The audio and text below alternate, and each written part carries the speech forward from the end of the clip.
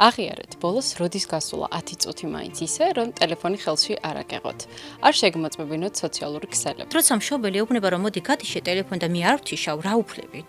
არანაირი ამის უფლება არ მაქვს. არ არის საჭირო დიახ, რომ ისე რაღაცა 24 საათი იყოს მის შვილთან. ის რომ ვერ ვხედავთ გარედან, გონია რომ მოიცადი არაოშას, მოიცადი 10 წუთი, მოიცადი 1 საათი, რას დაკლეს, აი რა გავაკეთო? ამის garaში არ ჭამს. შირი ხომ არ მოგვდება ჩემი შვილი. მაპატიოს მშობელმა, მაგრამ მე არ მჯერა იმ ფრაზის, რომ რა გავაკეთო, აბა ამის garashi არ ჭამს. მშობლებს ვთხოვოთ, დააცადონ ამ ბავშვს, მოიწყინონ. დარწმუნებული ვარ დღეს, რომ ბავშვი ეზოში ჩავიდეს, იქ არავინ არ დახვდება. მშობლები ისეთ ამამად აზიარებენ აი ამ ბავშვების პირადი ცხოვრების ამსახველ კადრებს. ბავშვს ძალიან დიდი საფრთხის წინაშე ვაყენთ. თანამედროვე მულტფილმები და ანიმაციები რა დაფარული საფრთხები არსებობს ამ კუთხით ბავშვებისათვის. სკოლაში თქვენ დანახოთ რა ხდება პირველ კლასში. ზრდასრულიდან დაწყებული ბავშვით დამთავრებული დღეს ყველა იძახის, რომ ADHD მაქვს. მე წინ უნდა წაუძღვე ამ ბავშვს ტექნოლოგიებთან როგორ იმეგობროს, მის სასარგებლოდ როგორ გამოიყენოს. თავარია მე გამოვიყენო ტექნოლოგია და არა ტექნოლოგიამ გამომიყენოს მე.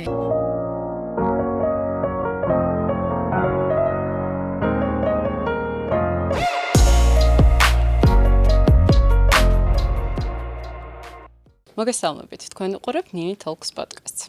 აღიარეთ, ბოლოს როდის გასულა 10 წუთი მაინც ისე, რომ ტელეფონი ხელში არ აგეღოთ. არ შეგმოწმებინოთ სოციალური ქსელები. მე როცა ჩემ თავს ამ კითხვას ვუსვამ, პასუხი დიდად არ მომწონს. თავიდან მინდოდა, რომ ეს ეპიზოდი მხოლოდ ბავშვებზე ყოფილიყო, მაგრამ მე დავფიქრდი, რომ რასაც ბავშვებს საყვედურობთ, ხშირად თავად ზრდასრულებიც ამავეს ვაკეთებთ. ამიტომ დღეს ვისაუბრებთ არა მხოლოდ ბავშვებზე, არამედ ჩვენ თავებზე. ჩემ ძვირფა სტუმართან ერთად. მანამდე კი შეგახსენებთ, რომ Nini Talks podcast-ის გენერალური მხარდამჭერი არის ალტე უნივერსიტეტი. ჩემი დღევანდელი ეპიზოდის სტუმარი კი გახლავთ თინათინ გობაძე, ინკლუზიური განათლების სპეციალისტი. თინათინ, ძალიან დიდი მადლობა, რომ როგორც იქნა შედგა ჩვენი კოლაბორაცია. დიდი ხანია მინდა რომ მოგიწვიოთ, იმიტომ რომ გადაევნებთ თვალს და ძალიან მომწონს თქვენი ბლოგი, რარჩევებსაც უზიარებთ მშობლებს და იმედი მაქვს, რომ დღევანდელი ეპიზოდის ესეთი სასარგებლო და საინტერესო იქნება ჩვენი მსმენელისთვის და მაყურებლისათვის. მოგესალმებით თქვენ და თქვენს მსმენელს და ძალიან დიდი მადლობა მოწვევისთვის.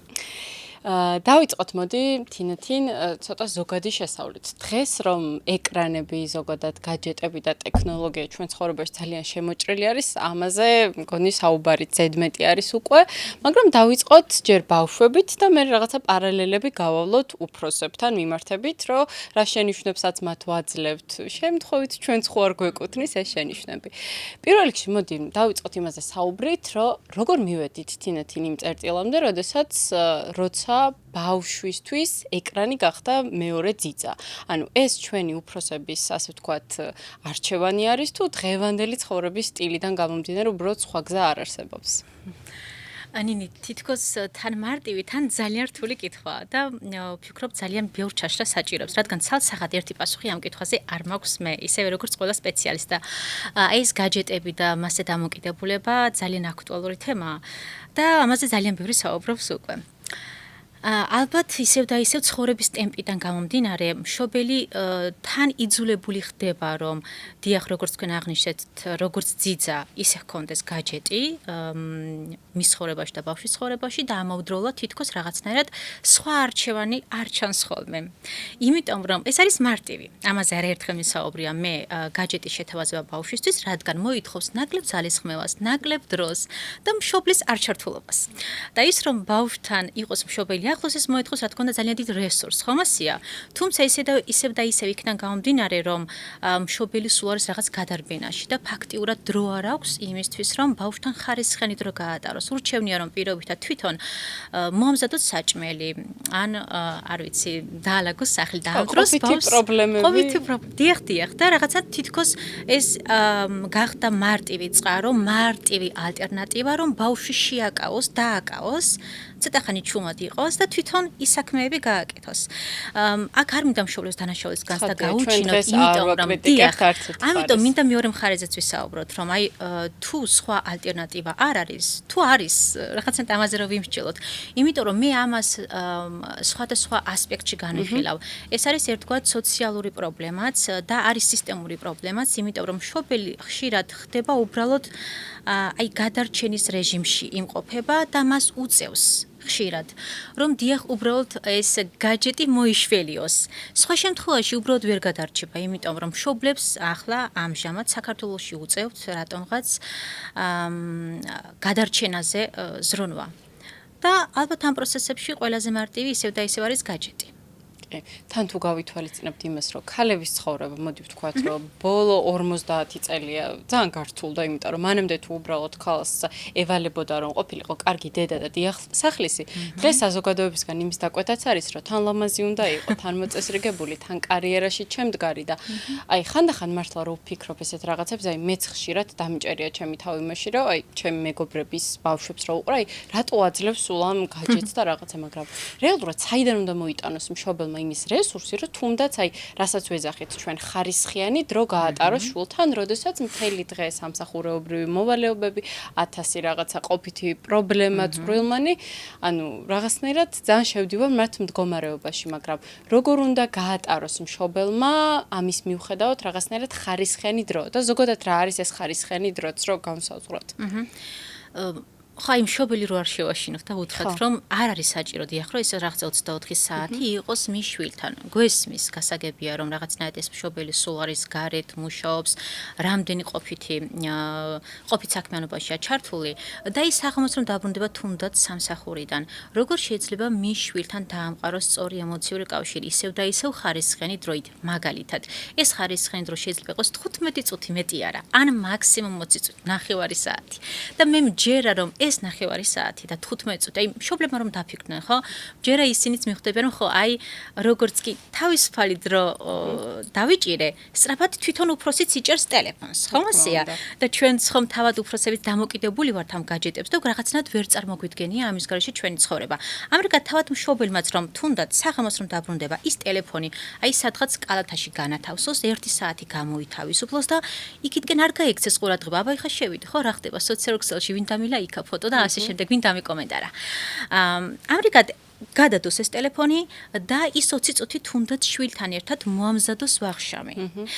ბავშვი ჩართოს აი ამ საჭმლის მომზადების პროცესში.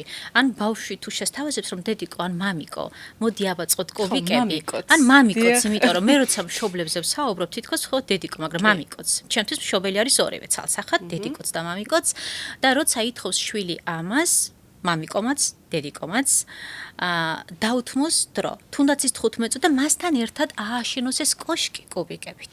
ან მასთან ერთად დაჭრას ეს სალათის ფურცლები. ამრიგად აი ეს არის ხარისხიანი დრო.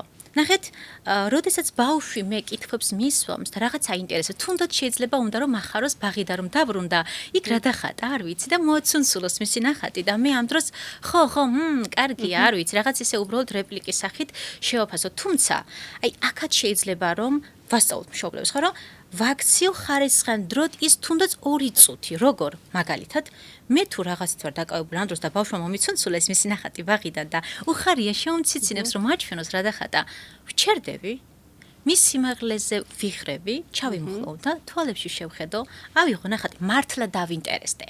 ჩვენ ხშირად მოსმენა გვერევა, იცით რაში, რომ აი უბრალოდ ხო, რაღაც თითქოს აქტიური მოსმენა ნიშნავს, რომ ვუყურებ თვალებში ბავშვს.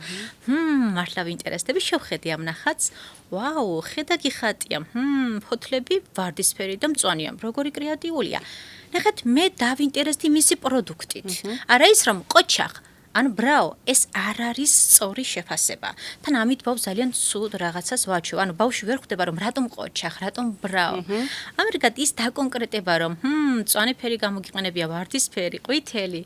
ესე იგი მე ფოკუსი მაქვს ბავშვის პროდუქტზე, ბავშვი შევაქე მისი ძალისხმევა.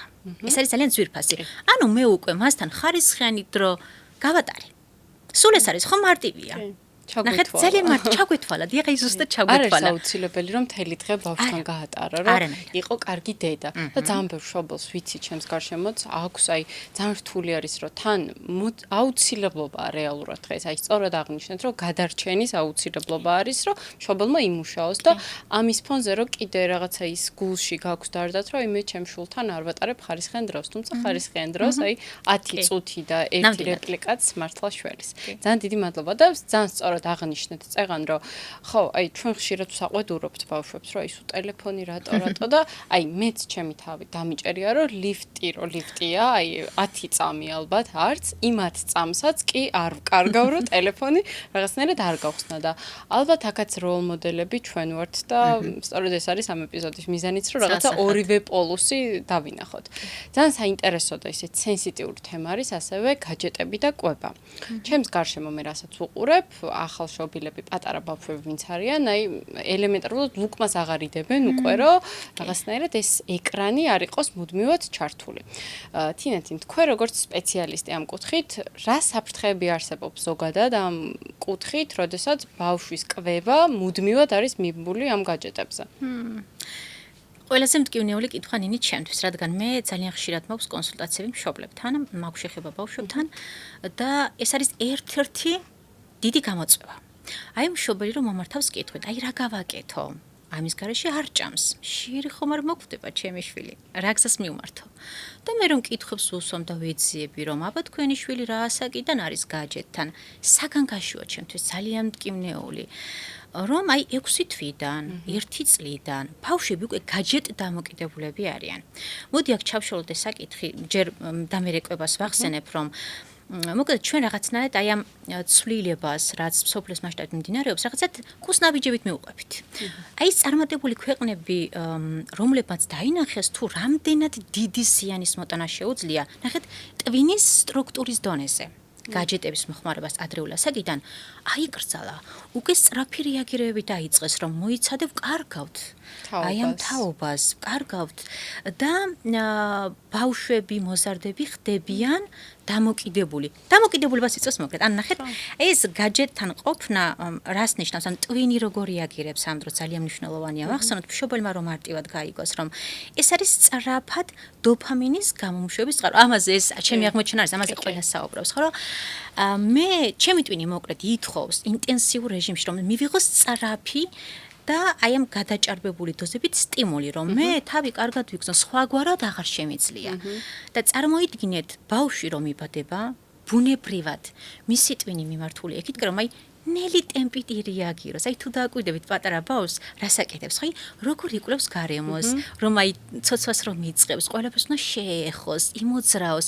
თუ მე ყველაფერს არ შევეხე, არ ვიმოძრავე, აღმოვაჩინე ფიზიკურად ჩემი ტვინი ვერ ვითარდება და მოკლედ აი ამ კვლევებმა გვაჩვენა რომ ცალსახად ანუ ტვინში რამხელა ესე რომ ვთქვა ზიანი მიმდინარეობს და რატომღაც ეს ის რომ ვერ ვხედავთ გარედან გონია რომ მოიცადი არაუშავს მოიცადი 10 წუთი მოიცადი 1 საათი რას დაკლებს მაგრამ აკლებს აი წარმოიდგინეთ ოდესაც 1 საათი ყოველდღიურად კი აი ექიმთან რომ იყავს მშობელს ბავშვი ხო მოწერს რეცეპტს და სწრაფად ხომ ეძებს აი ამ წამალს უნდა რომ დაალევინოს უნდა რომ მისი შვილი კარგად იყოს ანუ გამოდის ექიმა დაინახა რაღაც ხო სიმპტომი, იქიდან გამომდინარე დაუნიშნა დანიშნულება და წამალიც ხო რეცეპტის სახით და ამას მშობელი ხო ცალსახად რამდენადაც ვირი არ უნდა იყოს ხო მყიდულობს და თუ საქართველოს ვერ ეპოვა იწერს კიდეც იმდენად მნიშვნელოვანია მისთვის ბავშვის ფიზიკური ჯანმრთელობა თუმცა აქ ნახეთ რა არის მთავარი სწორედ ეს ბავშვის ფიზიკური ჯანმრთელობა მიბმულია მის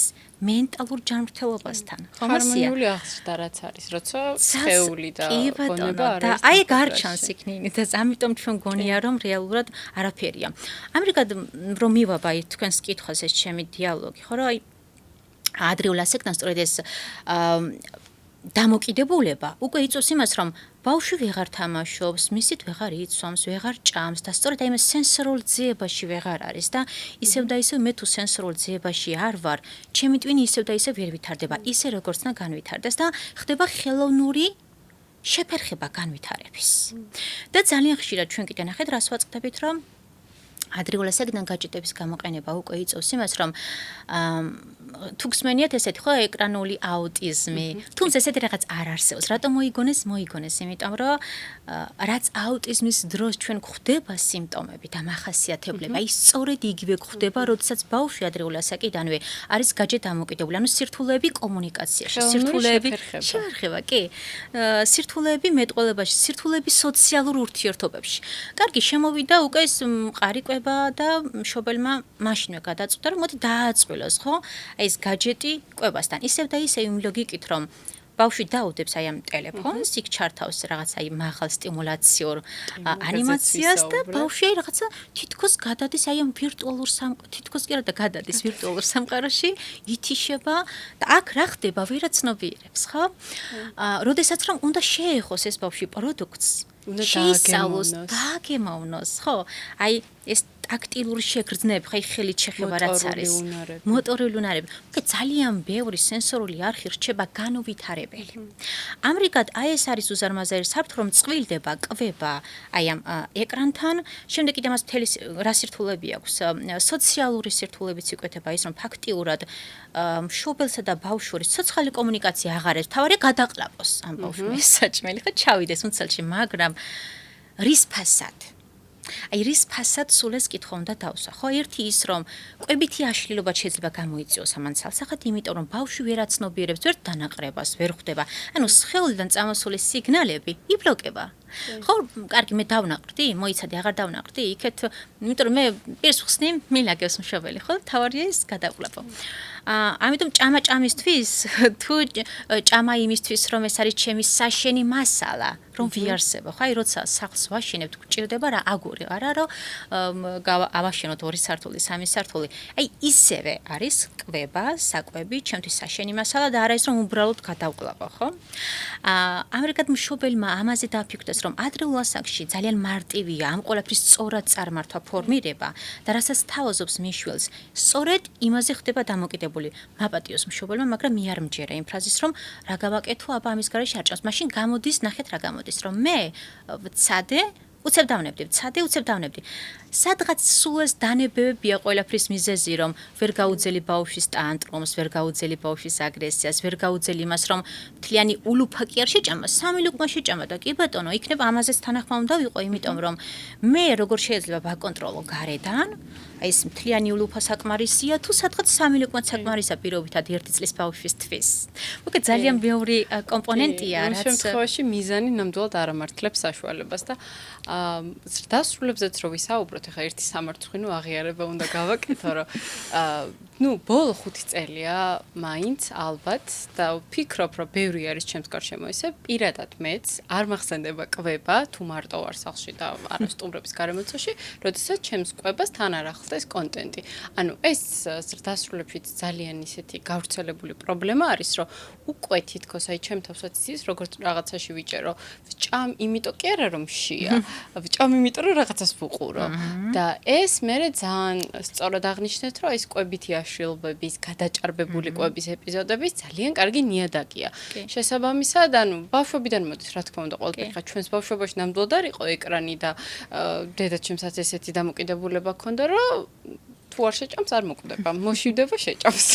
და ძალიან დიდი მადლობა დედაჩემს, რომ აი არ მაძალებდა არასდროს, ძალიან ისეთი უჭმელი ბავშვი ვიყავი და დღეს, როცა არის ეს გამრთობის საშუალება, რაღაცნაირად ჩანაცვლებული არის ეს მშობლის წუწუნი და ასე ვთქვათ, კონფლიქტები ოჯახში, მაგრამ რეალურად დასრულებაში ძალიან ცუდად ვიღებთ ამ ყველაფერს. ამაზე თქვენი აზრი რო გაგვიზიაროთ, თინათინ, რომ აი რატო გახდა, ასე ვთქვათ, სუფრაზე უკვე ოჯახის წევრებს შორის აი როცა სადილი მიმდინარეობს ვახშამი, ყველას თითქოს გვაქვს აი ჩვენი რაღაცა гаджеტი ამოღებული და ანუ სუფრაზე თუ ადრე რაღაცა საუბარი ისმოდა, დღეს ყველას თავის კონტენტი აქვს. ანუ ამაზე რა შეგიძლია რომ გითხრა? კი, ესეც ძალიან დიდი, რა ვიცი, ტრაგედია ფაქტიურად, იმიტომ რომ აი ჩვენ ხარისხიან დროზე ვისაუბრეთ, ხო? მოდი ასე წარმოვიდგინოთ, აბა როდის ღა დავამყაროთ ოჯახის წევრებთან ერთად კომუნიკაცია, თუ არა თუნდაც კვების საათი.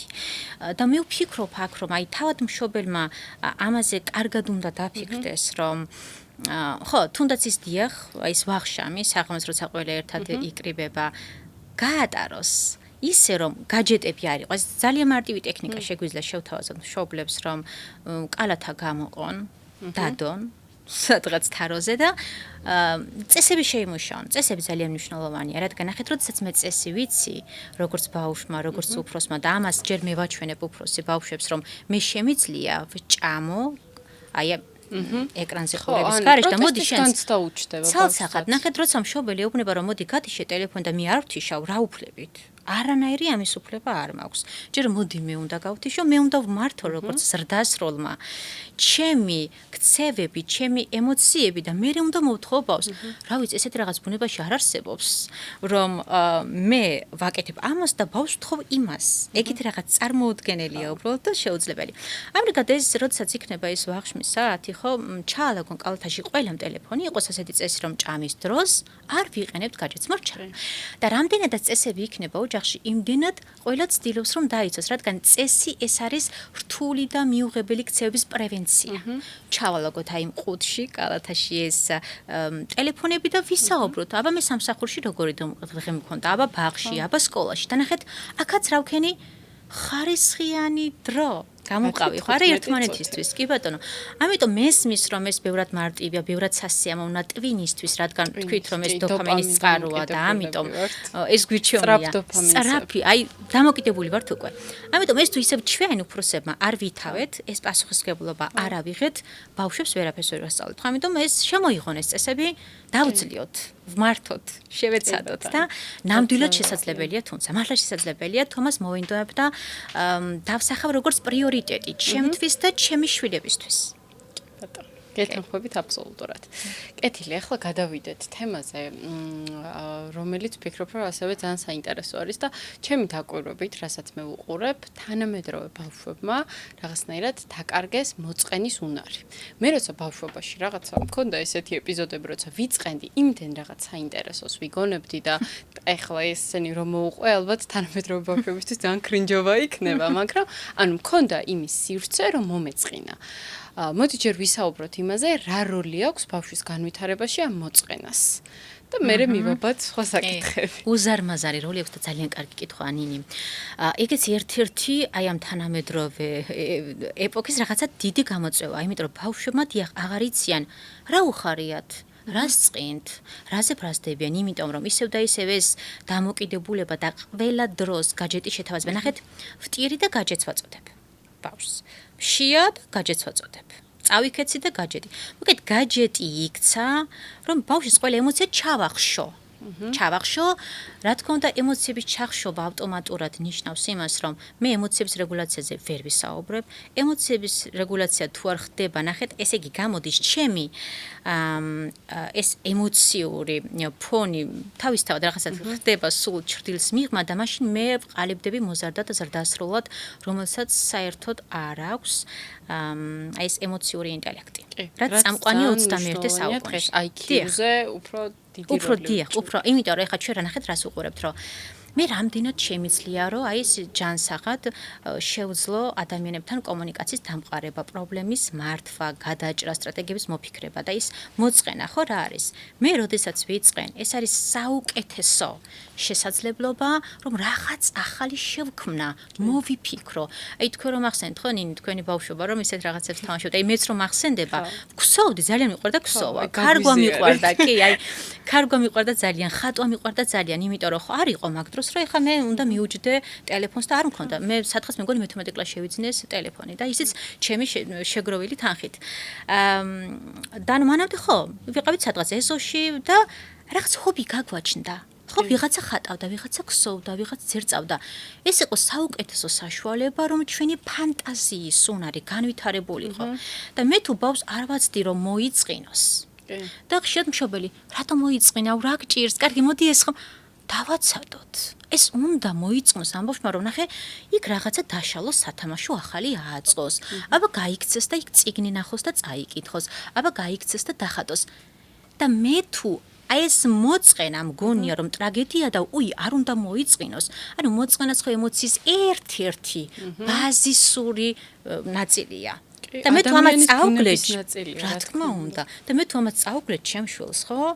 უზარმაზარ სირთულეებს შევუქმნი, ამიტომ მშობლებს ვთხოვოთ, დააცადონ ამ ბავშვებს, მოიწყინონ, რომ მათი ფანტაზიის უნარი გააქტიურდეს, კრეატიულობა, შემოქმედება. აბა რა, მოგეთ ყველაფერი იდეალური თუ დავაკვირდებით, ეხლა გადავხედავთ ხო ეს წარმატებული ადამიანების, ეს ხელოვანი ადამიანების ისტორიას, სწორედ იქმნებოდა და იქმნება მაშინ, როდესაც მე რაღაც მოვიწყინე, მარტო დავრჩი, ფიქრის დრო მაქვს, ხო? სკროლის დროს სკროლის არა. იმეს რამე გენიობა. არანაირად. აი ამიტომ თუ თუ მშობელი არ შეაჩეჩებს ამ გაჯას მისი შვილი უკვე რაღაც თითქოს იწყენს ძალიანაც კარგად მოიფიქრებს რა ითამაშოს ძალიანაც კარგად მოიფიქრებს რა შექმნას მოკლედ დრო და სივრცე ამ ბავშვებს აღარ აქვთ და თუ კი დავუტოვებთ დავინახავთ რომ ცალსახად ვაუ კარგად მუშაობს რა მაგარია რა კარგი რაღაც მოიფიქრა ხო რაღაც ჭირკედელობა ბავშვებმა აღარ იციან და ეს აუცილებელია ისევ და ისევ იმისთვის რომ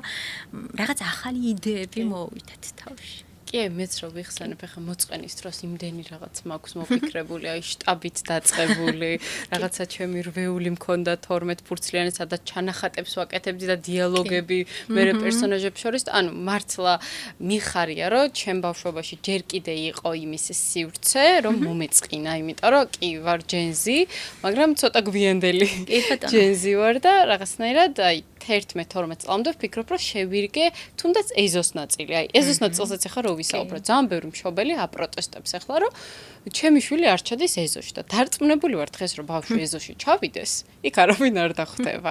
ნუ, ჩემი ახლა მე სადაც ვცხოვრობ მაგალითად, იქ საკმაოდ ბევრი ბავშვი, მაგრამ ძირითადად ტენდენცია ეგეთი არის, რომ ეზოში დღეს ნაკლებად გვხვდება ბავშვები და აი ჩვენ ბავშვობაში რა თამაშებიც იყო, წრეში ბურთი, ათობია, რა ვიცი, აი უამრავი რაღაცა თამაში და ჩვენ დროს თუ რაღაცა ეზოდან ამოსვლა იყო სასჯელი. დღეს პირიქით შოულს უხარია. ოღონდაც გავიდეს. ოღონდაც გავიდეს. ხო და აი როგორ ტიროდი რა 5 წუთიც რა და აი რამდენჯერ მუხლების გადატყავების სცენა და ანუ ეგ იყო ისტორია და ეგ იყო რა ვიცი ძალიან ტკბილი მოგონებები რაც ჩემ ბავშვობიდან მაქვს და ჩემზე უფროსები ვინც არიან იმათ კიდე უფრო ტკბილი მოგონებები აქვს ეზოდან. ამასაც რო ვისაუბროთ, თქვენ როგორ უყურებთ ამ საკითხს? უნდა ჩავიდნენ ბავშვები ეზოში თუ ესეც რაღაცა დღევანდელი დროების ამბავი არის, რომ უნდა მოვერგოთ ამ ტექნოლოგიებს და მოგეთ აი ეს ტექნოლოგიები ხო არ არის რაღაცა ვამპირი ხო რომ რაღაც აი ბოლოს ეს ამაზეც მნიშვნელოვანია. თუმცა ხა ეზოს ნაწილზე რო ვთქვა და ხო მაგას ალბათ მე ჩავშვით ხო ნინი. აი ჩვენ დროს როგორც იყო ესო და ეზოს დანიშნულება ცალსახად დიდად აღარ აქვს ეგ დანიშნულება სამცხო და ესეთი რამდენიმე დღის წინ ესეთი ისტორია მინდა გავიხსენო. რა ძალიან მტკივნეული იყო ჩემთვის ავდიოდი სახლში და იქ ეზოში შევნიშნე ბავშვები იყვნენ, თუმცა იცით როგორ იყვნენ? აი ეს შემოკრებილი პატარა წრი იყო და ყველას ხელში ჰქონდა ტელეფონი. და ნახეთ თამაშობდნენ ეს ბავშვები, თან ეს რაღაც ოვაციები იყო და იცით როგორ ერთმანეთის გვერდით ისხდნენ, თუმცა კომუნიკაცია ჰქონდათ გაჯეტით. კარგი, ჩადიან ამ ეზოში, თუმცა ისევ ტელეფონით. ხო? ამიტომ მოგეთ ეზომ დაკარგა ის ფუნქცია და ის მნიშვნელობა როგორც იყო ადრე და თითქოს ნახეთ უკვე რაღაცა ვირტუალური ეზოები გვაქვს ისევ და ისევ თამაში ხო იქ რომ აი ეს ფიგურები დარბიან და კი Roblox-ი კიდე ზუსტად აი ეს ვირტუალური სამყარო სადაც ბავშვები არიან რაღაცებს ქმნიან აშენებენ და ანუ ის არის მათი ეზო ხო ანუ ხლად სკეპტიკურადაც არ უნდა შევხედოთ მაგას. მოგეთ აი აქვს ბევრი სარგებელი მოგეთ ამ გაჯეტს სალსახად, თუმცა აქ არის მნიშვნელოვანი ის და ეს ახალი არ იქნება, სადაც მე ახლა ვიტყვი, ასაკს და იმას რა დოზით იყენებს ამას ბავშვი. ამ დროს მშობელი ჩართული არის თუ ესე მიშვებულია ბედის ანაბარად ეს ბავშვი. მოგეთ სალსახად ადრეულ ასაკში და სწორედ კვლევებზე რო ვისაუბროთ, აი ეს ტვინის დაზიანება ფუნქციურ დონეზე რომ ხდება აი ამ გაჯეტებით, ძალიან საგანგაშოა. აი 5 წლამდე არაფრის დიდები ძალიან დიდი ყურადღება უნდა მოვეკიდოთ ეკრანთან გატარებულ დროს. 2 წლამდე კატეგორიულად არა, იმიტომ ეს არის სენსომოტორული განვითარების სტადია და ბავშვი შეგრძნებებით ვითარდება, მოძრაობით ვითარდება და ნახეთ, თუ ბავშვმა ამ ჭიქას ხელი არ მოკიდა და თუ არ შეეხო ხეს ტექსტურა, შემდეგ ეს ჭიქას რა ფუნქცია აქვს, დავლიო წყალი, ხორცე. პიაჟე სტადიები რაც არის. ზუსტად, აი გამოტოვებს რაღაც სტადიებს. აი ახტება ამას და შემდეგ ძალიან ბევრი მშობელი უკვე ეძებს სპეციალისტს, აი სენსორული დარღვევა აქვს, ამას ვერ ეხება, იმას ვერ ეხება, ამას არ ჭამს. არ დავაცადეთ და როგორ, ხო? საშიშია მისთვის უკვე ეს კი ბატონო. ამერიკად მე თუ არ შევისწავლე შეხებით, აი ეს საგანი რა არის, რა ფუნქცია აქვს. შესაბამისად უკვე მე შემდეგ სირთულეები მექნება, ხო?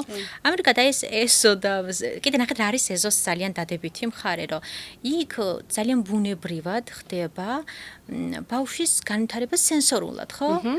რა ის მიწა, ქვიშა, ტალახი, დაეცა, ფეხი გადაიტყავა, ესეც გამოწვევა, ხო? ის პატარა გამოწვევა და პატარა სირთულე, რომელსაც ბავშვმა უნდა გაუმკლავდეს მესით, ხო? და მე ეს უნდა დავაცადო და ამის გარეშე აი ბავშვი რაღაცნაირად სულ ვირტუალურ სამყაროში და შემდეგ ის რეალური ცხოვრება, რაც არის ხო ჩვენს ირგვლივ და რომ ეჯახება უკვე მისთვის ძალიან მძიმეა, ვეღარ უმკლავდება, დიდი სირთულეა და მისთვის ეს არის რაღაცა ტრაგედია და მე უკვე ვჩივით იმას, რომ სად არის ამ ბავშვების თვითშეფასება, თავდაჯერებულობა, ვერაფერს ვეღარ უმკლავდებიან, იმიტომ ვეღარ უმკლავდებიან, რომ ეს შესაძლებლობები მე წავართვი ამ ბავშვს და ფაქტიურად მივიღე შედეგად ეს მოცემულობა. Minecraft-ის იქით როცა გამოდიან, მე უკვე სხვა გარემო ხდებათ. სხვათა შორის ამას წინ გავიგე, რომ ერთ-ერთი ჩემი მოსწავლისგან გავიგე ესეთი რაღაცა, რომ Minecraft-ში თუ Brawl Stars-ში არ გამსაჯოთ, ეხლა თუ შემეშლება, რაღაცნაირად ესეთი მომენტი ყოფილა, რომ პერსონაჟს რაღაცა ყიდულობ, მე იქ ტანსაცმელს სკინები არის და რაღაცა და მშობლებს ამაში სთხოვენ ფულს. რომ ანუ იქაც ვალიდაციას ეძებენ და აქაც ახლა პარალელი რო გავავლოთ დასრულებთან. ესენი თუ იქეძებენ ვალიდაციას და იქ უნდათ რომ პირობითად კარგი პერსონაჟი ყავდეთ, აქეთ ვართ ჩვენ დასრულები, რომლებიც დამოკიდებული ვართ სწრაფ დოპამინზე, ლაიქებზე, კომენტარებზე და ესე შემდეგ. ანუ ისევ და ისევ მოვდივართ აქ. აი ამ სწრაფ დოპამინზეც რო ვისაუბროთ, რატო არის ესეთი სასურველი ყველასთვის და რა ხდება ტვინში ამ დროს? რა კარგი კითხვა ანი. ხო, ჩვენ ხო გვიყვარს სიმარტივე და სიამოვნება, ხო და ანუ ისევ და ისევ იმ ლოგიკით, რომ ეს ძლიერი სტიმული რაც ეკრანში ნახეთ, სწრაფად მოძრავი კადრები, სიჭრელე, სიფერადე, ხმები, ხო, უცებ ხმამაღალი, უცებ ხმადაბალი და სწრაფად ამ დროს რეაგირებს შემი, ხო, ეს ტვინი ამაზე, ამ სტიმულებს და სიამოვნებას ვიღებ. და სიამოვნება ყველას უყვარს, ხო? ანუ აი, სწორედ ეს სიამოვნება რომ შევიქრცენი ამ დროს, მე გავხდი დამოკიდებული და მე ტვინი სულ ეცებს, რომ იგივე სიამოვნება და უფრო მძაფრი მიიღოს. აი ძალიან მარტივი ლოგიკა, ხო? ჩვენი ტვინი ძალიან მარტივი, ბაზისური, ის ფუნქციონირების რაღაცნაირად ეტაპი, რომ აი მივიღე ამ ეკრანიდან ეს სიამოვნება, ჩემმა ტვინმა დაიმახსოვრა ეს სიამოვნება და მე უნდა ისევ იგივე გაიმაროს, ან უფრო მძაფრი მიიღოს. ასოციაციები რაღაც. ასოციაციები. და რაც არის შესაძლებელი ეკრანიდან, რა თქმა უნდა, ხო? ამიტომ ჩვენ ვართ მიბმული ამაზე და ბავშვებსაც რაღაცნაირად უშვებთ აქეთკე, რომ და ის პერსონაჟები რო ახსენეთ, იქ ძალიან საინტერესო იყო და მინდა ეგ ცოტათი ჩავშალო, იმიტომ რომ ბავშვები როდესაც თამაშობენ, ხო? და მანდ რაღაცა გაყიდეს, იყიდეს, მე რაღაცა ფული დაარიცხეს და ასე შემდეგ. მან სწორედ ბავშვები პოულობენ იმას, რასაც ვერ პოულობენ რეალურ ურთიერთობაში, ხო?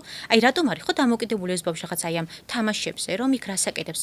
იქ ნახეთ, აღიარებული ხდება. აი ამ თამაში კი ბატონო, ზუსტად ვალიდაცია იმის, რასაც ვერ იღებს რეალურ ურთიერთობებიდან, ხო? და აი კითხვა, ამიტომ დასვას მშობლებმა თქვა, რას იღებს ბავშვი იქიდან? რასაც ვერ ვაძლევ მე, რასაც ვერ აძლევს გარემო. და თქვათ მე რაღაცა ვერ იღებს ეზოდან. ვერ იღებს, დიახ, ვერ იღებს ეზოდან. და აი იქ ბავშვი გრძნობს, რომ მოიცადოს სადღაც რაღაცა ჯგუფის წევრია. ბავშვებს ხომ უყვართ, ჩვენ სოციალური არსებები ვართ და ჩვენი ბაზისური მოთხოვნილება არის ვიყოთ რაღაც ჯგუფის ნაწილი. ხო, ეს მიკუთვნებლობის განცდა. და ეს მიკუთვნებლობის განცდაც ბავშვს უყალიბდება აი ამ თამაშის დროს, იქ რაღაცა ჯილდოებს იღებს, იქ რაღაც გამარჯვებული, იქ წარმოჩენილია, ხო აი რაც ჭირდება მას, არა? მაგრამ ამას ვერ იღებს ისე. მეგობრებთან ურთიერთობის დროს. და შემდეგ აი ამიტომ უჭირთ აი ამ ბავშვებს, რომ სოციალიზაცია, კომუნიკაცია, დიახ, და არიციან, როგორ მოაგვარონ ძალიან მარტივი პატარა კონფლიქტი, პატარა გამოწვევა, იმიტომ რომ იქ სხვა რამეა და აქ სხვა რამეა. ზართულია. ძალიან. მოდი რომ ვისაუბროთ ასევე ამ თამაშების როგორც დადებით შევეხეთ ნეგატიურ ნაწილზეც, იმიტომ რომ როგორც ვიცი, ბევრმა მშობელმა არ იცის, რამდენად საზიანო შეიძლება იყოს ეს ბავშვის ფსიქიკისთვის. არა მხოლოდ სოციალიზაციის ნაწილში. ბევრი თამაში არის ისეთი, რაც შეიცავს ძალადობრივ ელემენტებს და ამაზეც რო ვისაუბროთ, რა უნდა იცოდეს მშობელმა, როცა მშობელს აქვს იმის განცდა, რომ მისი ბავშვი არის სახლში, ოთახში ზის, წყნარად მშვიდად თამაშობს თავისთვის, რა უნდა იცოდეს მოკლედ მშობელმა ამ კუთხით. კი, აი ძალიან ხშირი შემთხვევა არის, რომ ბავშვები არიან სხვადასხვა ძალადობის მსხვერპლი, სწორედ აი ამ თამაშებიდან გამომდინარე, ამიტომ მშობელმა აუცილებლად ჯერ ის უნდა გააკონტროლოს, რომ მოგეთ საკუთარი ტელეფონი რა, არაფრის დიდებით მშობელმა არ უყიდოს ბავშვს რა, 12 წლამდე მაინც. უბრალოდ ძალიან რთულია, ანუ დღევანდელი რეალობიდან ცოტა რეალურები რო ვიყოთ, რთული არის თან დღეს რაღაცნაირად. კი, მაგრამ ნახეთ, რთულია, თუმცა თუ ჩემთვის როგორც მშობლისთვის. ან ფანები ნოკია. არა, კი, ეგ აუცილებლად. მოგეთ ისეთი ტელეფონი, აი მშობლის მიზეზი რა არის, როცა ვიკითხები, რატო რა ვიცი, აი ესეთი кейსი მქონდა 4 წლის ბავშვს მამამ. უყიდა iPhone 17, რავი, 17-ია ხო ახლა არის, ეს ბოლო მოდელი მოკლედ რა. iPhone 17, თან ეს აი საკმაოდ მატერიალურად ძალიან კარგად არის ეს ოჯახი. ეს მამას თავის ბიზნესი აქვს, დედასაც დედა სტომატოლოგი რაღაც და აი რო ვკითხე რომ მეთქი ამას რატომ მანამდე 15 ქონდა ახლა 17 მოუტანაო ჩემმა მეუღლემ და აი ნახეთ იქაც რაღაც ორმაგი სტანდარტი იყო და კონფლიქტი იმიტომ რომ დედა უფრო ისე იყო რომ არაო მაგრამ მამას მოაქვს იმიტომ დროს ვერ ატარებს საკუთარ შვილთანო და დროის კომპენსირების მიზნით თუ ამას აკეთებსო და მე რო კითხა დაუსვი მამას მეთქი ამას რატომ შვებით 4 წლის ბავშვი წარმოიდგინეთ საკუთარი ტელეფონი არ ვიცი ეს არის იგივე რაღაცა შხამი მივცე და დავალევინო ბავშვს ძალიან მძიმეა. და მე ეს ბავშვი რაღაც უკვე ნერვიულია, გამხდარი, ამაზე დამოკიდებულია, მე უკვე აი ამ პაწაწუნა ბავშვის ქცევას ვეღარ უმკლავდებიან მშობლები და მოკლედ ეს რაღაცა კონსტანტის მოგმართავენ თქვენ. კი, მე მომართავენ მე, მაგრამ მე რო ვეკითხები რა ის ზუსტად ნინი. ხო, და მე რო ვეკითხები რომ აი ეს რატომ ეგ იყო მიზეზი, რომ აი ვერ შვები მამამ, რომ ტირის არ შემიძლია, რომ არ ვაწოდებ მეთქი თუ 4 წლის ბავშვის ემოციების მიღება მე ზრდასრულ ადამიანს არ შემიძლია. ხომ გესმით საქმე რასთან გვაქვს და შემდეგ მე ვითხოვ რომ აი ამ პედაგოგმა ბავშვმა ის საკუთარი ტელეფონი გამოიყენოს სწორად. ნახეთ მე მაშინ მეუფლება აღარ მაქვს ამ შვილს უთხრა რომ დადე ტელეფონი, არა ეხა არ გამოიყენო, ან ჩამოვართვა, ვუყიდე? ნახეთ ორმაგი სტანდარტი. ორმაგი. ამრიგად აქ თუ საკომუნიკაციოდ სჭირდება ეს ტელეფონი, ბავშვს კი ბატონო, არის ისეთი ტელეფონი, თუნდაც რა ვიცი, ის მაჯის საათი, რომ დავრეკო. ხო, გავაგებინო უბრალოდ. სად ხარ, კარგად ვარ, გავიგე, მივაკითხე, წამოვიყვანე ცეკვიდან აშენებ. ჩვენ არ ქონდა ბავშვობაში, მაგრამ არ დავკარგულობ. არსად.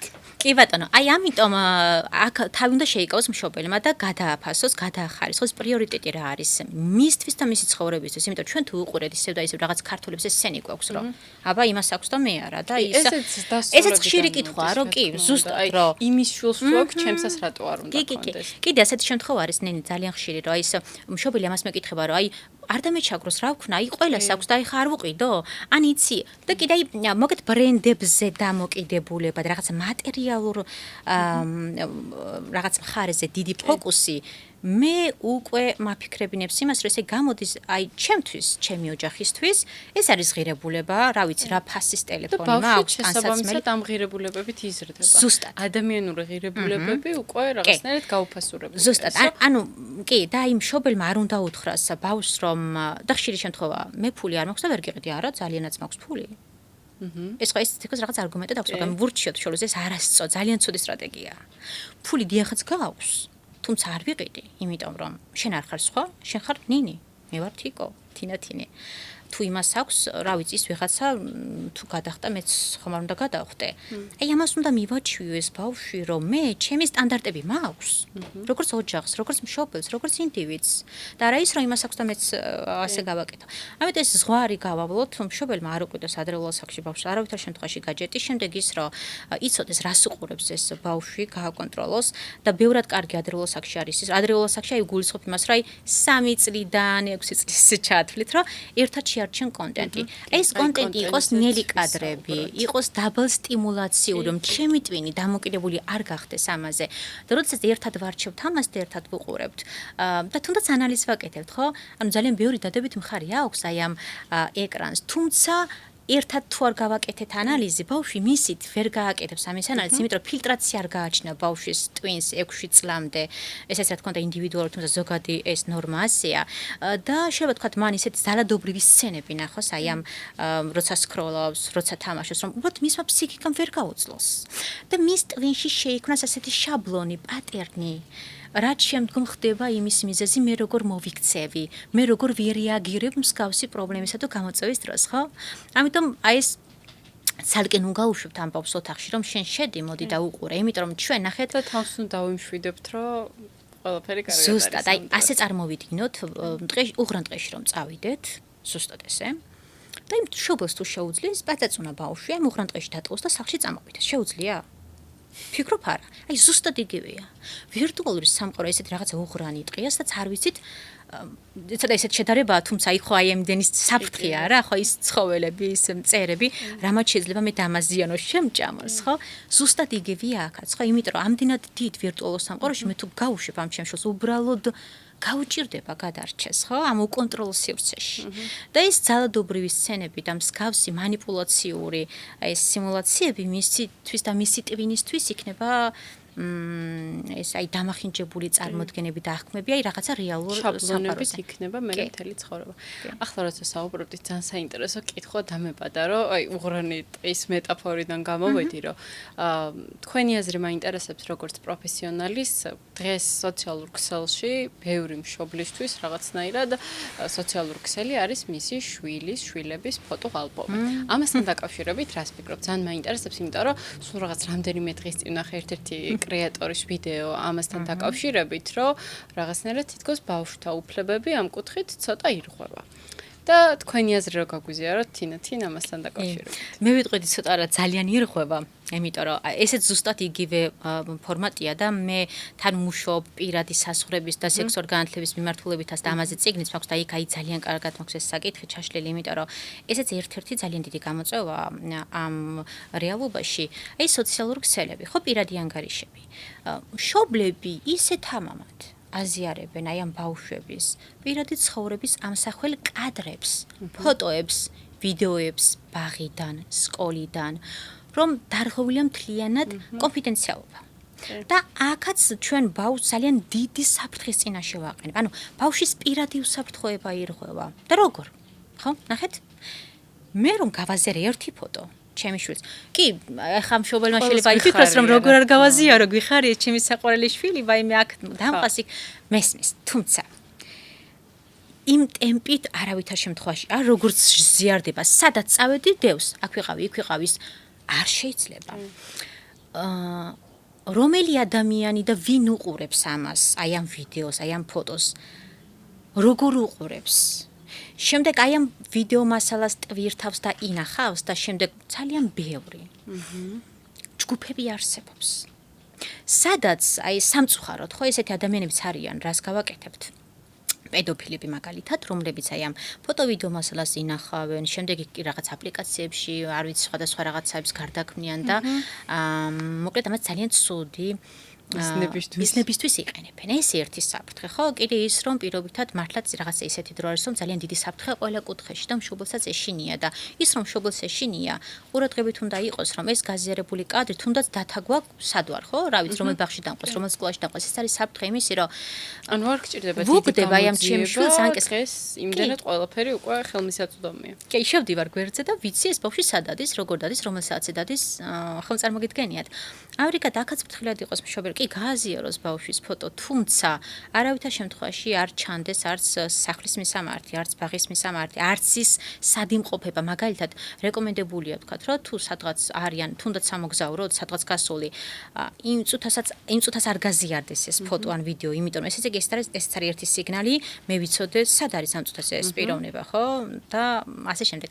ამრიგად, მშობლებმა ამას შეხედონ ამ კუთხით რა, რომ ის პირადი უსაფრთხოება არ დაეღვიონ და იფიქრონ თავიანთი შვილების თუნდაც შემდგომ ცხოვრებაზე. კიდევ ასეთ ბევრი ფაქტი ყოფილა, რომ ხშირად გაუზიარებიათ მშობლებს ფოტოებისაც ბავშვი არის შიშველი მაგალითად, ან თქვა ზღვიდან ფოტოები.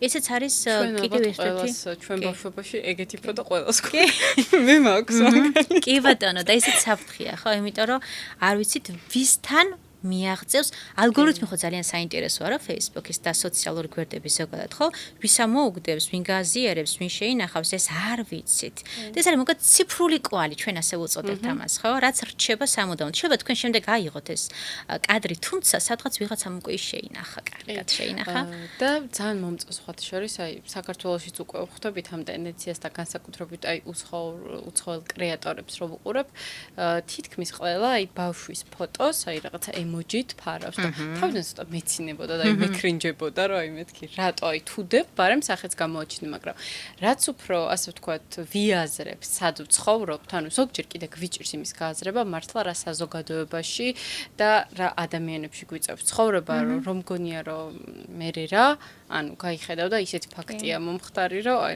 მართლა ჭკუიდან გადახვალ და ეს ტენდენცია მე ძალიან მომწონს რომ ანუ რაღაცნაირად ოჯახის საერთო ფოტო თუ არის მოდი რაღაც გარკვეულ ასაკამდე ბავშვის რაღაცა ფოტო დაბლარული იყოს ან რაღაცა ემოჯი ქონდეს დადებული იმიტომ რომ მე რომ გაიზრდება შეიძლება მოგედაოს მაგაზე და ისედაც ხო მგონი არ არის აუს ბებიო ჩემი ამას ეძახის თვალს მაგრამ ნუ ზოგადად არ არის მგონი სასურველია და კარგი იქნება თუ გაიზიარებს და გაიაზრებს ამას ბევრი მშობელი ვინც მართლა ცოტა ჰისტერიკულად და ჰისტერიულად აზიარებს ბავშვის ფოტოს აუცილებელია ნინიკი ხო მოდი ახლა ვისაუბროთ თემასთან და თემაზე წეგან ახსენეთ თქვენ კონტენტი სწრაფი კონტენტი და ამ თემას როცა ვამუშავებდი ანუ მანამდე წარმოდგენაც კი არ მქონდა რომ მულტფილმი და ანიმაცია შეიძლება ბავშვთვის ყოფილიყო რაღაც დონეზე საზიანო აი კოკომელონის ტიპის მულტფილმები სადაც შინაარსი რეალურად ძალიან ჩვეულებრივია არანაირი ძალადობრივ კადრს არ შეიცავს და ესე შემდეგ მაგრამ გარკვეულ საფრთხეებს შეიცავს. მოდი ამაზეც რო ვისაუბროთ, აი თანამედროვე მულტფილმები და ანიმაციები რა დაფარული საფრთხეები არსებობს ამ კუთხით ბავშვებისათვის. აი ერთი ის რომ როგორი როლური მოდელი ყალიბდება თქვა ბავშვიც რას უყურებს ის გადააქვს და იმეროს ანუ ასაკსაც გააჩნია მოკეთ როდის უყურებს ხო? თუ ეს არის 6 წლამდე ასაკი, აქ მოკეთ ის ფილტრაცია როგორც ვახსენი არ აქვს ბავშვს რასაც უყურებს გადაიტანს გაიმეროს. ანუ ხშირად თქვა ეს მშობელს აბსტრაქტული აზროვნება მაგას აქვს არ აქვს და შესაბამისად. არა, კი ბატონო, აი მშობელს უთქვას, რომ რაღაცა ეს უწყინარია და უყუროს და ბოლოში კარგად სრულდება ეს ანიმაცია. მოკეთ მაგაზე მქონდა ერთხელ ვიდეო და მთელი ის გამოხმაურება ჰქონდა, რომ მე რა იქ მე ბოლოში კარგად მოიქცა ეს პერსონაჟი და დიდი ამბავი იქ თუ ცუდად მოიქცა და თუმცა ბავშვს ხომ არ აქვს ამის უნარი რომ ნახე, ბოლში რა მოხდა? ამისი ანალიზი გააკეთოს და ისე მოიქცას, ასე არ მუშაობს ბავშვის ტვინი. ბავშვის ტვინი ნახეთ როგორ მუშაობს. უყურა? გადაიღო, გაიმეორა. უყურა, გადაიღო, გაიმეორა. თორე ეგ ანალიზი რო შეეძლოს ბავშვს მაგასაკში, მაშინ ჩვენ არ დაგვჭირდება ხო ამდენი ის აღარ იქნებოდით საჭირო. ზუსტად, კი ბატონო. ამრიგად ეს გავსი მოკეთ ანიმაციები, რაც თქვენ ახსენეთ, ნინი, არის ეგ საფრთხე, რომ არის სწრაფად მოძრავი კადრები, სიფერადეები, სიჭრელე, რაც ისევ და ისევ არის აი ამ მასტიმულირებელი, კი ბატონო. რა ხდება ტვინში ამ დროს, აი ამაზეც რო ვისაუბრეთ. აი ჩაურთე ხო ბავშვი უყურებს ამას, ეს პერსონაჟები სწრაფად მოძრაობენ, სხვა ხმები არის, მოძრაობებია და მართლა ძალიან კაშკაშაფერებია. ანუ ეს კაშკაშაფერები და ამხელა ძლიერი სტიმულები ჩემი ტვინისთვის ისე არის რა? როგორც ვახსენე, დოფამინის გამოშვების ძალიან სწრაფი წყარო.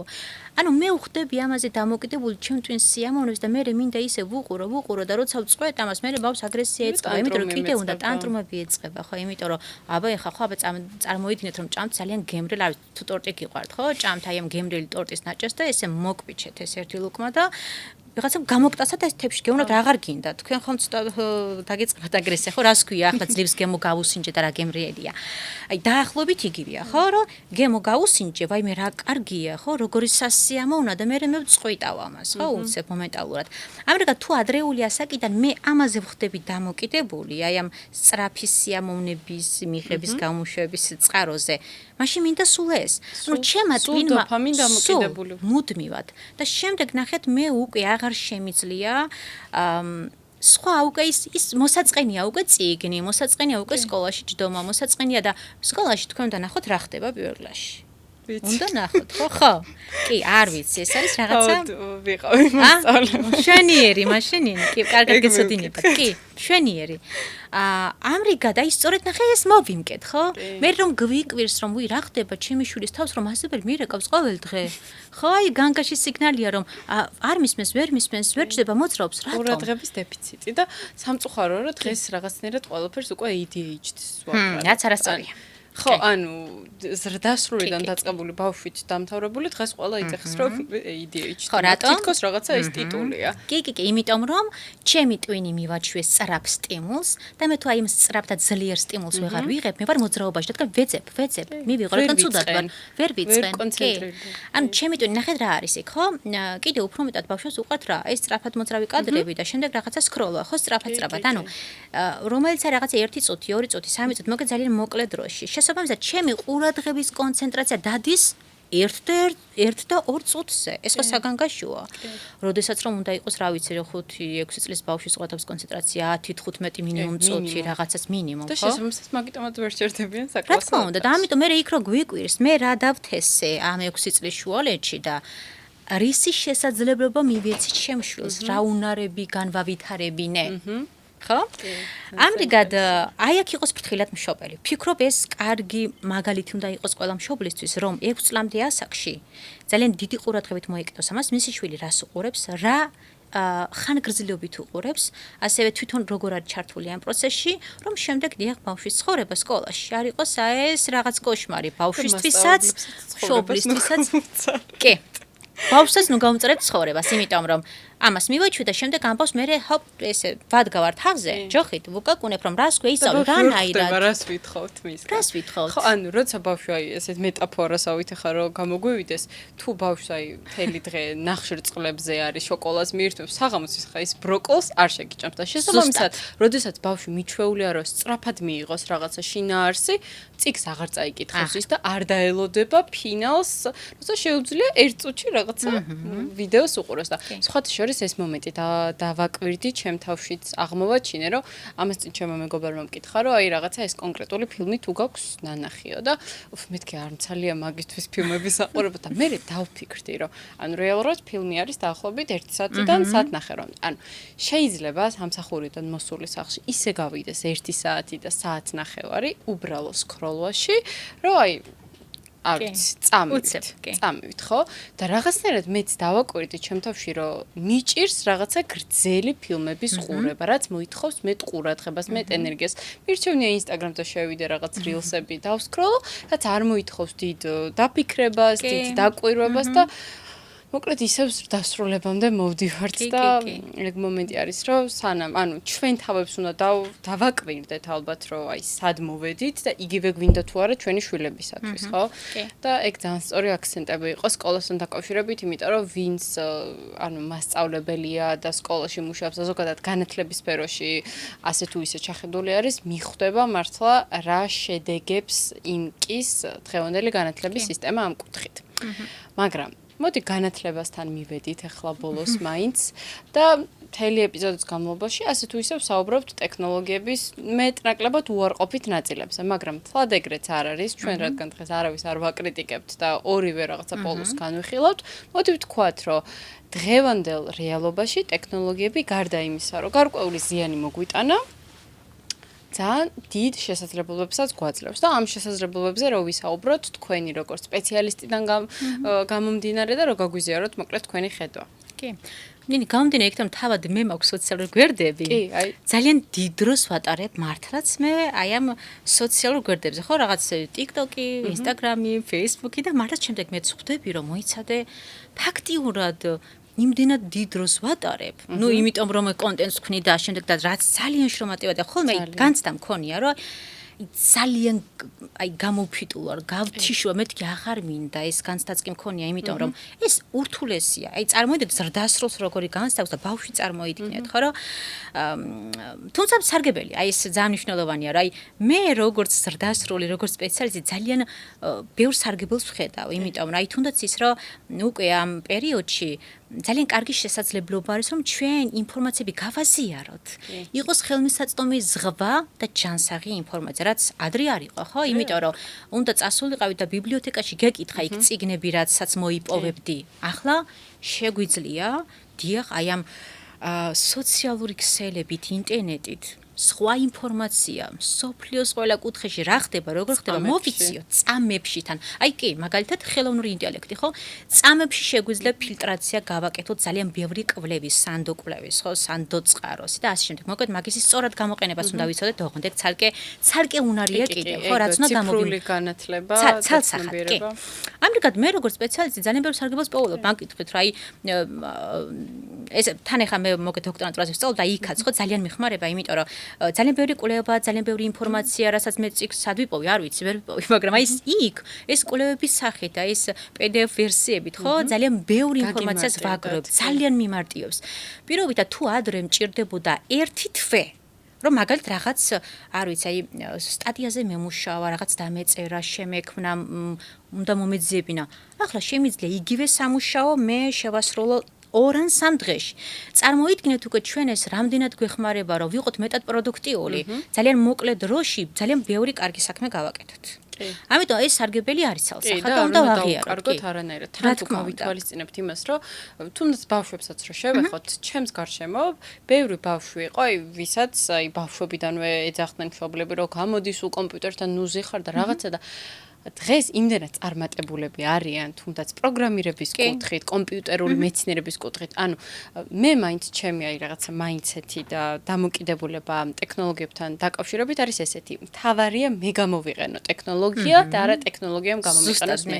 იმიტომ რომ ჩვენ ვცხოვრობთ ისეთ რეალობაში დღეს, როდესაც შეიძლება 15 წლის ბავშვი იჯდეს თავის ოთახში და ეუფლებოდეს ისეთ პროფესიას, რაც არის აი მართლა მომავლის პროფესია და ძალიან მაღალანაზღაურებადი და მართლა ძალიან ბევრი პროფესია ჩაანაცვლოს სამომავლოდ და შესაბამისად არ დავუკარგოთ ეს ნაწილით და მთლად ახლა ბებია ჩემივით რო არ გამომივიდეს რომ მოაცილი აქ კომპიუტერი და სხვათა შორის უკვე TikTok-ი აქვს ბებია ჩემს და თავადაც სკროლავს მაგრამ ხო ვიყოთ მოკლედ ძალიან ისეთი რეალურები იმიტომ რომ ვერ გავექცევით ამ ტექნოლოგიებს ეს არის ჩვენი ცხოვრების სტილი უბრალოდ თავი კითხვა არის ალბათ ის რომ დავსვათ მე ვიყენებ თუ ტექნოლოგიები მიყენებს მე და სად იფანტება და რაში გიხარჯება ჩემი ყურადღება. კი, აი ზუსტად ეს არის და ისწორედ აქაც ისევ და ისევ მივდივართ ზრდასრულის უფროსის პასუხისმგებლობაზე. ჩემი პასუხისმგებლობა როგორც უფროსის და ზრდასრულის რომ ბავშვს ვასწავლო დიახ სწორად როგორ გამოიყენოს. აი მაგალითად სკოლაში მივიდა ბავშვი, ხო?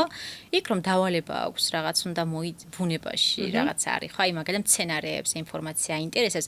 მოდი, მე შემიძლია ჩვენ ერთად დავსხდეთ კომპიუტერთან. ჩემ შვილს ავხსნა რომ იცი აქ სხვა ინფორმაცია. ჩვენ შეგვიძლია მაგალითად მოვიძეთ ინფორმაცია აი ამ ყვავილზე. მცენარე როგორ იზრდება, როგორ ვითარდება, ხო? მისი აგებულება და ჩავწეროთ. ვასწავლო როგორ ჩავწერო, როგორ მოვიძიო. ჩვენ და ვიდეოს როგორ ვუყურო ამაზე, აი დამტვირვა როგორ ხდება მაგალითად. ანუ მე ვასწავლი მშობელი, როგორ გამოიყენოს. ნახეთ როგორი განსხვავება არის. არის ვთქვათ, არა ის რომ მან სკროლოს და სადრას აკეთებს, არ ვიცი. არამედ თავად მე წინ უნდა წაუძღვე ამბავს ტექნოლოგიებთან როგორ იმეგობროს, მის სასარგებლოდ როგორ გამოიყენოს. თორე როდესაც უკვე ბავშვი მთლიანად მოცული ხდება აი ამ ვირტუალური სამყაროთი, ეს უკვე რთულია და ვეღარ ვმართავთ ჩვენ. ადრეულ ასაკში მაქსიმუმ მშობელმა ეჩხუბოს და ესე ჩამოართოს, მაგრამ ჩამორთმევა, ჩხუბი, დაჭის მექანიზმი არ მუშაობს. თუ მუშაობს, მითხრას ვინმე არ მუშაობს. არის ძალიან მოკლევადიანი, თუმცა უკვე როცა გაიზრდება ეს ბავშვი და მოზარდი ხდება, იქ ვეღარ მოიერევი ფიზიკურად და იქეთ მე ისეთ სცენებს გაგიმართავს, რომ მე უკვე მშობელი ძალიან შეშფოთებულია, ხო? ამრიგად მშობელი ჩაერთოს სწორად, დოზირებულად, ასაკის შესაბამისად და მგონია რომ ეს ბალანსის დაცვა გვჭირდება ყველას. თურმე ზრდასრულებს. აუცილებლად. თითქმის ყველა თემაზე რაღაცნაირად პარალელი გავავლეთ დღეს ზრდასრულებთან და ვფიქრობ, ძალიან საინტერესო და ნაყოფიერი საუბარი გქონდა და იმედი მაქვს, რომ ამის შემდეგ რაღაცნაირად ხელაღებით აღარ ვეტყვი შვილებს, რომ ტელეფონი გადადე, როცა თავადაც ტელეფონი გვიჭირავს ხელში და ვიქნებით იმასთან დაკავშირებით უფრო ყურადღებით, რაში იხარჯება ჩვენი დრო, ენერგია და ალბათ გაუფრთხილდებით ჩვენ რაღაცა ძვირფას მომენტებს, რომელიც სამწუხაროდ აღარ დაბრუნდება. თუნდაც ოჯახთან სადილობის დროს და ვიქნებით აქ და არა აქ. ნამდვილად. ძალიან დიდი მადლობა თინათინ. ძალიან საინტერესო იყო ვიდეოებიდან გადმოდით პირდაპირ ჩემ პოდკასტში და ეხლაც ვფიქრობ, რომ ჩვენი პოდკასტით როგორც ტექნოლოგიების დადებით მხარეზე ვისაუბრებთ, ბევრი ადამიანისთვის ძალიან საინტერესო იქნება და მადლობა თქვენ მობრძანებისათვის. ჩემ მაყურებელს კი ვეტყვი, რომ თუ მოგეწონათ აღნიშნული ეპიზოდი, აუცილებლად გამიზიარეთ თქვენი შეფასება კომენტარების სახით, არ დაგავიწყდეთ არხის გამოწერა და მოწონება, იმიტომ რომ ეს ჩემთვის ძალიან ბევრს ნიშნავს, мотиваციას მაძლევთ და აუცილებლად დაელოდეთ შემდეგ ეპიზოდს. მე კი მომდევნო ეპიზოდამდე გემშვიდობებით.